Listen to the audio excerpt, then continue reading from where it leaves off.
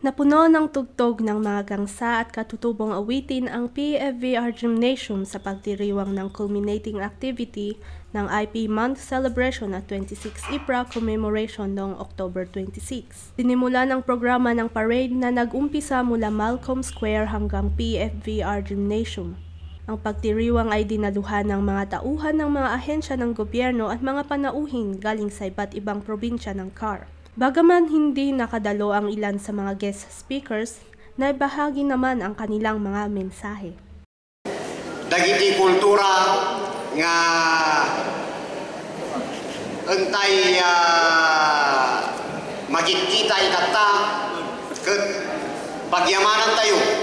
Hantay kumang baybayan, hantay kumang pukpukaon. May we never lose the beauty of our culture, our ugali, the color of our clothings. May we teach our children our Igorot values so that they may grow in God's ways and in our beautiful traditional ways. Sa pagitan ng mga mensahe ay nagbigay buhay ang mga cultural performances ng ilang mga munisipyo at probinsya ng CAR. Naghatid rin ng mensahe sina NCIP Executive Director Mervin Espadero at DSWD Secretary Rexlon Gatchalian na inihatid ni DSWD CAR Assistant Regional Director Enrique Gascon.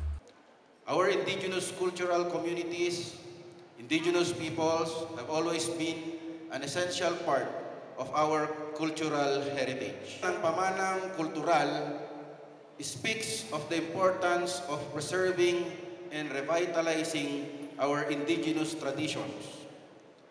In the face of modernization and globalization, we must recognize the urgent need to protect and nurture the cultural heritage of our indigenous peoples. Tinapos ang kaganapan ng isang community dance. Trisha Jen Ngaya para sa Herald Express Balita.